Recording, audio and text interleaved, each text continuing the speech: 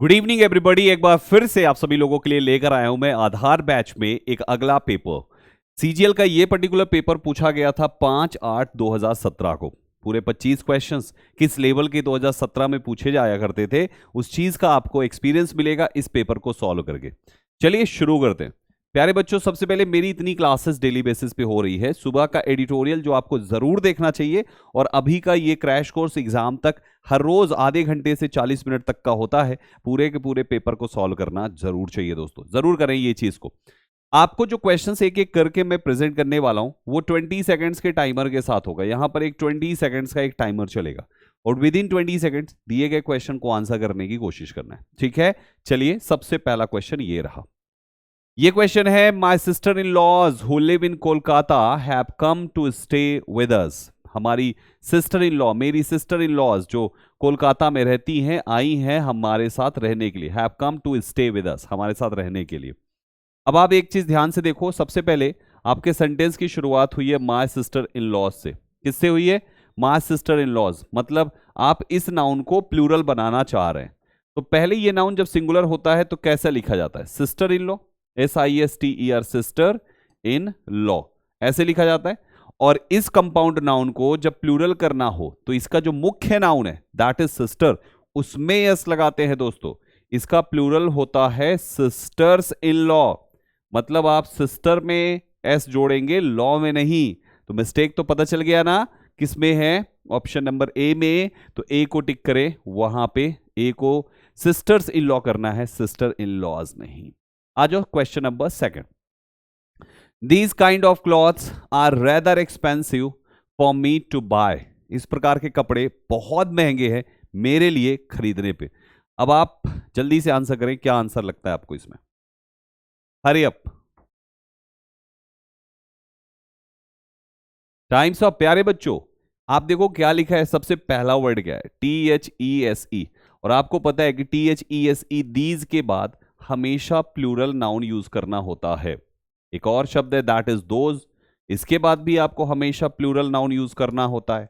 तो जब इनके बाद नाउन प्लूरल चाहिए तो इस जगह पर ये काइंड कैसे हो सकता है? ये तो काइंड्स होना चाहिए था।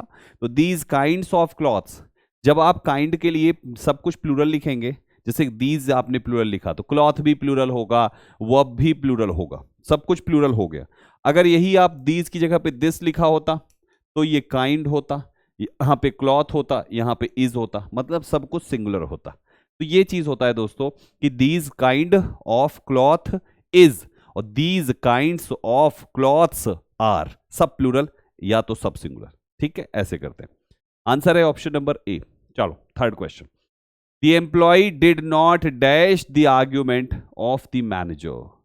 The employee did not dash the argument. पहला ऑप्शन है precede, दूसरा है exceed, तीसरा है concede और चौथा है recede। चार ऑप्शंस आपके पास हैं। Answer please. टाइम्स ऑफ, और correct answer option number C का कंसीड होगा। क्यों? कंसीड का मतलब होता है प्यारे बच्चों, देखिए लिखा हुआ एडमिट, डिफीट, हार स्वीकार करना। अब आपने यहां पे नॉट लगाया हुआ, यानी हार स्वीकार नहीं करना। तो एम्प्लॉय डिड नॉट क्या? कंसीड, यानी एम्प्लॉय ने हार स्वीकार नहीं करी टू द आर्ग्यूमेंट, जो बहस छिड़ी, ऑफ द मैनेजर, यानी मैनेजर से जो उसकी बहस छिड़ी उसमें उसने हार स्वीकार नहीं करी। तो करेक्ट आंसर इसीलिए ऑप्शन सी हो गया। बाकी ऑप्शंस देखें तो प्रेसीड, एक्सीड, रेसीड के स्थान पर के साथ प्रेपोजिशन टू का इस्तेमाल नहीं होता, और यहां पे देखो प्रेपोजिशन टू लगा है। तो ये तीन ऑप्शंस तो आपके ऐसे ही साइड हो गए। बस एलिमिनेशन से करिए, एक के साथ टू आता है, that is concede, concede to is right. Question number fourth. He was sworn dash as the prime minister of our country. As the prime minister of our country, उन्होंने शपथ ग्रहण करी थी। क्या होना चाहिए? प्रेपोजिशन बस लगाना है। स्वॉन का प्रेपोजिशन क्या होता है? स्पीड से आंसर है प्यारे बच्चों, ऑप्शन नंबर यहां पे ए का लिखा हुआ है कि यूज इन, बिकॉज स्वॉन इन होता है। आपको पता है जब किसी भी वर्ब टू बी के साथ इसको लिखते हैं तो हमें यहां पे इन लिखना होता है दोस्तों। इसलिए ये एक फिक्स्ड प्रेपोजिशन का लॉजिक है कि इसके साथ ये प्रेपोजिशन फिक्स्ड रहता है, इसलिए फिक्स्ड प्रेपोजिशन इन लगा दीजिए वहां पे। ठीक है, इसमें ये चीज याद रखना होता है। सिमिलर मीनिंग में बहुत इंपॉर्टेंट वर्ड है कैंटेंक्रस, उसने पूछा और ये बहुत बार पूछा गया है।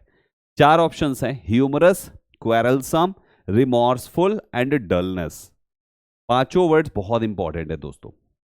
Correct answer as a synonym, cantankerous मतलब झगड़ालू होता है, और आपके पास झगड़ालू का एक बहुत अच्छा वर्ड है, दैट इज क्वेरलसम।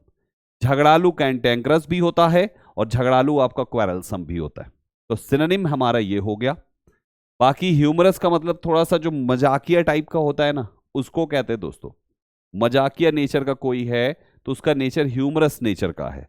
रिमॉर्सफुल मीन्स होता है जब किसी को बहुत ज्यादा पछतावा हो, उसको रिमॉर्सफुल कहते हैं। और डलनेस थोड़ा फीका फीका सा लगे, इंटरेस्ट की कमी लगे, उसे हम डलनेस कहते हैं। देखिए सबकी मीनिंग यहाँ पे अच्छे से लिखी हुई है, तो आप यहां से भी देख सकते हैं। Correct answer as a synonym cantankerous के लिए क्वेरलसम हो जाएगा। नेक्स्ट क्वेश्चन है, दिस इज कॉनेसर। कॉनेस्योर का सिनोनिम क्या चाहिए? सिमिलर वर्ड पूछा, हाँ। 4 ऑप्शंस हैं, डिसिसिव, अनसिविलाइज्ड, डिसर्निंग जज या नैरो माइंडेड। बच्चों कॉनेस्योर मीन्स होता है जो चीजों का पारखी होता है, चीजों को अच्छे से समझता है, पारखी है, उसको परख है, सही गलत की परख है, अच्छी चीजों की परख है। अच्छी चीजों की परख है यानी एक प्रकार से देखें तो ये वर्ड पॉजिटिव हो जाता है। इन चारों ऑप्शंस में ये वर्ड आपका पॉजिटिव है, ये ऑप्शन आपका पॉजिटिव है। तो कॉनेस्योर मीन्स होता है पारखी होना, विशेषज्ञ होना किसी चीज का, कोई चीज का विशेषज्ञ होना, पारखी होना, that thing is. Decisive means होता है, डिसिसिव डिसीजन का एडजेक्टिव फॉर्म है, जिसका हिंदी मीनिंग होता है निर्णायक। निर्णायक चीज था ये। अनसिविलाइज्ड वो है जो असभ्य है, असभ्य को कहेंगे। और नैरो माइंडेड बहुत ही संकुचित विचारधारा वाला, बहुत ही संकुचित सोच वाला, है जी, उसको हम कहते हैं नैरो माइंडेड। तो ये आपके सारे ऑप्शंस हो गए। न्यूगेटरी है वर्ड और काफी अच्छा वर्ड है, अपोजिट बताना है। 4 ऑप्शन है, डिल्यूजिव, फ्यूटाइल, अनरियल और प्रोडक्टिव। ये 4 ऑप्शंस आपके पास। न्यूगेटरी का अपोजिट सोचिए क्या हो सकता है, सोचिए स्पीड से बच्चों। Opposite meaning of nugatory, and the correct answer will be option number D, that is productive. क्योंकि न्यूगेटरी मीन्स होता है जो यूजलेस चीजें होती है ना, बेकार की चीजें, अनप्रोडक्टिव चीजें, उसको हम कहते हैं न्यूगेटरी। तो अपोजिट हो गया प्रोडक्टिव, जो फायदे की चीजें हैं, जिसका कोई यूज है, दैट इज प्रोडक्टिव। तो ये अपोजिट हो गया। बाकी देखिए, डिल्यूजिव जो डिल्यूड करे, मिसलीड करे, धोखा करे। फ्यूटाइल जो किसी काम का ना हो, अगर उसने सिनोनिम पूछता तो ये टिक करा जाता दोस्तों। और अनरियल है जिस जो वास्तविक नहीं है, केवल कल्पना में है, अनरियल कहलाता है। तो ये हुए आपके सारे ऑप्शंस। नाइव के 4 ऑप्शंस हैं, artful, candid, credulous and sincere. Which one is opposite in meaning of naive? बताइए। बहुत सिंपल है ये भी। नाइव का अपोजिट टाइम्स ऑफ। प्यारे बच्चों, नाइव का मतलब थोड़ा भोला भाला, नौसिखिया टाइप का जो होते हैं ना, ये ना है, नौसिखिया टाइप का जो होते हैं उसको हम कहते हैं दोस्तों नाइव। भोला भाला सा है, नया नया है तो भोला भाला सा है, उसको कहेंगे। अब अपोजिट क्या हो जाएगा, थोड़ा सा चालाक टाइप का हो, ये हो जाएगा आपका आर्टफुल, अपोजिट के रूप में। कैंडिड है बिल्कुल स्पष्ट, जिसको चीजें बिल्कुल से क्लियर होती है ना, उसको हम कहते हैं। क्रेडुलस जो आसानी से विश्वास कर ले, ये भी भोला भाला ही कहते हैं, क्रेडुलस का मतलब भी, ठीक है ना, भोला भाला है जो चीजों पर आसानी से विश्वास कर ले। तो नाइव का सिनोनिम बोलता तो हम क्रेडुलस को टिक कर दे। और एक तीसरा वर्ड है, दैट इज सिंसियर, सच्चा, ऑनेस्ट, ट्रुथफुल, जिसको आप कह सकते हैं। क्या कहेंगे इसको? ट्रुथफुल कहेंगे। तो ये हो गए आपके सारे ऑप्शंस। नेक्स्ट है मीली माउथड। इस ईडियम का मीनिंग आपको बताना है। This is an idiom. 4 options हैं, इल टेम्पर्ड। इल टेम्पर्ड मीन्स होता है थोड़ा चिड़चिड़ा टाइप का हो जाए। चिड़चिड़ा मतलब समझ रहे हैं? हाँ जी, चिड़चिड़ा सा एकदम, उसको इल टेम्पर्ड कहेंगे। सॉफ्ट स्पोकन, सॉफ्ट स्पोकन है, आराम से बहुत अच्छे से बोलता है। एंथ्यूजियास्टिक, बहुत ही ज्यादा जोशीला हो। और डिप्रेस्ड मीन्स होता है बहुत ही सैड है, उदास है। ठीक है, सही जवाब है आपके पास ऑप्शन नंबर बी दोस्तों, दैट इज सॉफ्ट स्पोकन। देखिए, मीली माउथ्ड का मतलब होता है सीधा साधा, एकदम स्पष्ट रूप से किसी बात को कहने से डरने वाला, उसको कहते हैं। तो अगर ये ऐसा है तो वो अपनी बातों को साफ साफ एकदम रख रहा है। पहला क्या है कि डरने वाला है, वो किसी बात को कहने से डरता है क्योंकि सीधा साधा है, वो बेचारे को कुछ भी बात कहना होता है तो बड़ी हेजिटेशन होती है, तो वो डरता है अपनी बात को रखने में। इसका उल्टा क्या हो गया, सॉफ्ट स्पोकन है, कि जो भी है बोल देता है, डरता नहीं है, सॉफ्ट स्पोकन है। तो अपोजिट वर्ड, सॉरी ईडियम उसने पूछा, तो इस मीली माउस्ड का ईडियम ये हो गया, और बाकी आंसर आपके। नेक्स्ट पे है बाय फिट्स एंड स्टार्ट्स। 2017 में और 2017-16 में ये ईडियम बहुत बार रिपीट हुआ है। Bye fits and starts, 4 options हैं, ओकेजनली, टोटली, फाइनली, इरेगुलरली। तो जो चीज कभी फिट होता है तो कभी स्टार्ट हो रहा है, इसका मतलब लगातार एक जैसा नहीं है, रेगुलर नहीं है, इसलिए उसको इरेगुलर कहेंगे। इरेगुलरली यहां पे सही हो जाएगा। ओकेजनली का मतलब होता है हिंदी में जो चीज कभी कभार होता है उसे कहेंगे। टोटली जो पूरी तरीके से हो, पूर्णतः होता है। और फाइनली, फाइनली यानी अंततः, अंततः ऐसे लिखेंगे ना हिंदी में, फाइनली। रेगुलरली जो, सॉरी इरेगुलरली जो रुक रुक कर हो, रेगुलर नहीं चले, इरेगुलर तरीके से चले, हाँ जी, रुक रुक कर हो, उसको हम कहते हैं इरेगुलरली। ठीक है, चलिए अगला क्वेश्चन है इंप्रूवमेंट ऑफ सेंटेंस का। I had not only helped her by giving hints but also with providing him links. ये आपके सामने सवाल है, इसका आंसर दीजिए क्विकली, स्पीड से।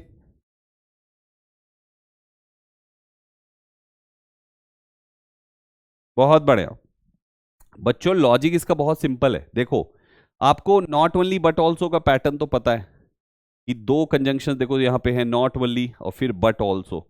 रूल इसका ये है कि आप नॉट ओनली को जिस पार्ट्स आप स्पीच के पहले यूज करेंगे, बट ऑल्सो को भी वैसे के ही पहले यूज करना है। अब जैसे नॉट ओनली को मेन ऑफ के पहले यूज किया, लेकिन बट ऑल्सो तो मेन ऑफ के पहले है ही नहीं, बट ऑल्सो तो प्रेपोजिशन के पहले है, तो नॉट ओनली भी किसी प्रेपोजिशन के पहले लगा दो, जो कि ये है। जैसे ये बाय गिविंग है, वैसे ये विद प्रोवाइडिंग है, पैटर्न सेम है ना, विद प्रोवाइडिंग, तो वैसे ये बाय गिविंग। अब ये बाय गिविंग पैटर्न सेम है, तो ये नॉट ओनली यहां से उठा के यहां पे लिख दो, यहां पे। ठीक है, I had helped her not only by giving hints but also with providing him links, ये इसका आंसर होगा, बस उसकी पोजीशन यहां। अब ये किस में है, helped her not only by, option number B में, इसी को टिक कर लीजिए। चलो नेक्स्ट पे आते हैं, इसको देखिए, ये भी इंप्रूवमेंट है। वी हैज फिनिश्ड, पहली गलत है, वी के साथ हैज नहीं लगा सकते, है ना। आर लंच कब, हाफ एन आवर एगो, तो इससे आपको सीधा अंदाजा लग गया कि एगो शब्द का मतलब हो गया कि टेंस आपका कौन सा है बच्चों, पास्ट है।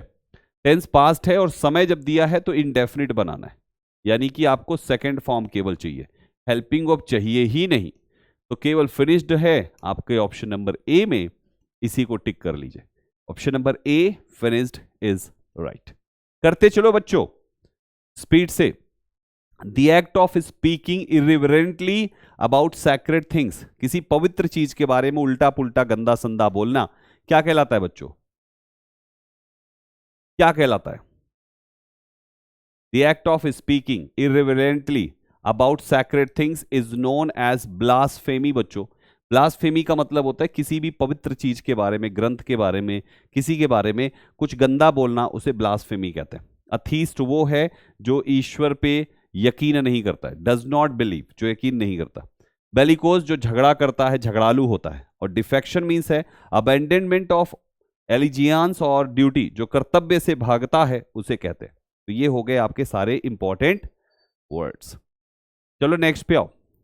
A person who talks too much of himself, जो अपने बारे में बहुत ज्यादा बात करे, मार अपने झाड़े रहे, उसको हम क्या कहते हैं, सेल्फिश, एलीट, एमेटिक या इगोटिस्ट। हिंदी में उसको घमंडी कहा जाता है, और घमंडी का परफेक्ट वर्ड है option number D, that is egotist.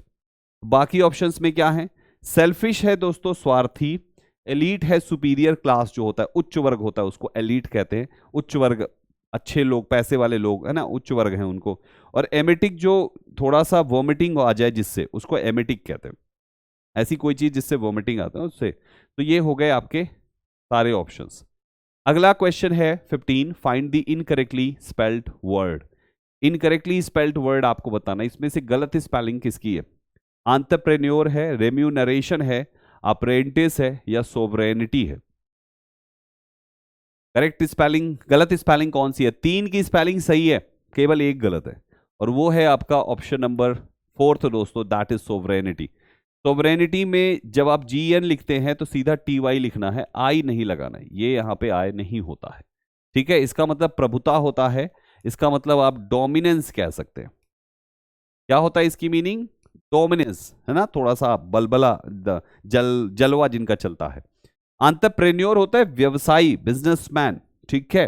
Remuneration है परिश्रमिक, और अप्रेंटिस मींस होता है नौसिखिया, बिगिनर जो होते हैं, नाइव होते हैं, उसको कहते हैं।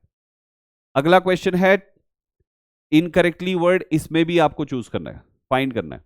ट्रैंक्विलिटी है, परसिवरेंस है, फिर है रेस्प्लेंडेंस है, एंड एकोमोडेशन। कौन सा वर्ड स्पेलिंग में गलत है? गलत स्पेलिंग में एक वर्ड है बस, और वो है दोस्तों आपका option number B, that is perseverance. Perseverance में RANCE होता है, वहां पे देखो EN लिखा हुआ है, हिंदी होता है दृढ़ता, लगन, उसे कहेंगे। ट्रैंक्विलिटी है शांति, नाउन है, फिर है रेस्प्लेंडेंस का मतलब चमक है, और लास्ट में है एकोमोडेशन, दैट मीन्स व्यवस्था। कहते हैं ना एकोमोडेशन प्रोवाइड करिए, रहने के लिए एक स्थान, एक व्यवस्था, उसे कहेंगे। नेक्स्ट है हमारे पास दोस्तों पैरा जंबल्स। आज मैं आपको पैरा जंबल मैंने हर क्लास में कराया है, बट आज के दोनों पैरा जंबल मैं आपको होमवर्क में प्रोवाइड करूंगा। तो बच्चों ये होमवर्क है आपके लिए, इसको आप PW ऐप से डाउनलोड करके इसको सॉल्व करिएगा। आंसर इसका इसी PDF में है, आपको PW ऐप से मात्र 2 पैरा जंबल के क्वेश्चन है जो आपको सॉल्व करने हैं, ठीक है। बाकी हम लोग पूरा करेंगे, मतलब 23 क्वेश्चन करेंगे, 2 होमवर्क के लिए है, PDF डाउनलोड कर लीजिएगा। अगला क्वेश्चन है why do you waste money, आप पैसा क्यों वेस्ट करते हो? ये आपका एक्टिव वॉइस है किसमें? प्रेजेंट इंडेफिनिट, क्योंकि डू यू लिखा हुआ है, तो जब आप इसका पैसिव वॉइस बनाएंगे तो इज और वेस्ट आपका वेस्टेड तो होना ही चाहिए, ठीक है, इज वेस्टेड। तो एक तो आपका ऑप्शन यहां पे नहीं है इज, इसको हटा दीजिए। दूसरा आपके पास वेस्टेड केवल चाहिए था, बीइंग नहीं, ये हटा दीजिए। वाई इज मनी, और आपने यहां पे बीन लिख दिया, ये हटा दीजिए। आपके पास केवल एक ऑप्शन बचता है, ऑप्शन नंबर C दोस्तों, बस यही आपका आंसर हो जाएगा। मैंने हमेशा कहा है कि आप हमेशा वॉइस इंटरचेंज, आप हमेशा वर्ब को चेंज करके ऑप्शन देख लो, ज्यादातर चांसेस होते हैं सही होता है। देख लो ये 2017 का पेपर करा रहा हूं, ऐसा पेपर आता है, ऐसा ही आएगा इस बार भी, आप देख लीजिएगा बच्चों, ठीक है। The doctor said, well, what can I do for you? मैं तुम्हारे लिए क्या कर सकता हूं? डॉक्टर ने ऐसा कहा। अब हमें इसको इनडायरेक्ट में कन्वर्ट करना है। The doctor said, well, what can I do you for you? तो पहली बात तो ये है कि डॉक्टर ने यहां पे सवाल पूछा है, डॉक्टर ने यहां पे सवाल पूछा है, what can I do for you? What सवाल पूछा है, तो आप said ना लिखो और ना ही आप wondered लिखो, ये 2 ऑप्शन तो साइड कर दो। The doctor wanted to know what he could do for her.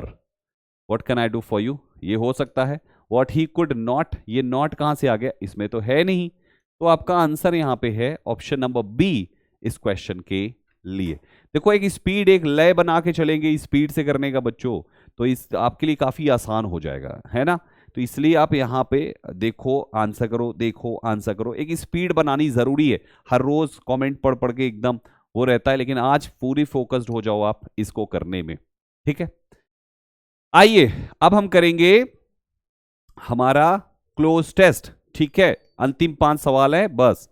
इसमें है agricultural production, industrial production, communication, medicine education, ये सारी चीजें जो हैं, ये सारी चीजें etcetera have seen dash growth. Growth शब्द दिया है तो अच्छी वाली ग्रोथ उन्होंने देखी होगी, है ना। 4 ऑप्शन है, इक्वल ग्रोथ, किसी के इक्वल तो नहीं, फिर है अनप्रेसिडेंटेड, हो सकता है अनप्रेसिडेंटेड मतलब बहुत ज्यादा वाली, नेग्लिजिबल, क्योंकि आगे वो we can safely assume that the future is not as blank as once appeared to be, तो नेगेटिव वर्ड नहीं चाहिए। आपके पास एक ऑप्शन ही सही है और वो है B, that is unprecedented, that is अद्भुत, एकदम अद्भुत वाली उन्होंने ग्रोथ देखी। वी कैन सेफली अज्यूम, हम सेफली अज्यूम कर सकते हैं कि the future is not, future नहीं है, as dash as once appeared to be, उतना जितना वो होने को हुआ करता था। क्या आपके पास चार ऑप्शंस हैं। नॉट शब्द की वजह से सेंटेंस को पॉजिटिव बनाना है, नॉट दिया है तो ब्लैंक में नेगेटिव शब्द डालो। गुड, स्ट्रॉन्ग और हाई पॉजिटिव हैं, आपको नेगेटिव वर्ड डालना है ताकि वो पॉजिटिव हो सके। दैट इज ब्लीक गाइस, जिसका मतलब है अंधकार में।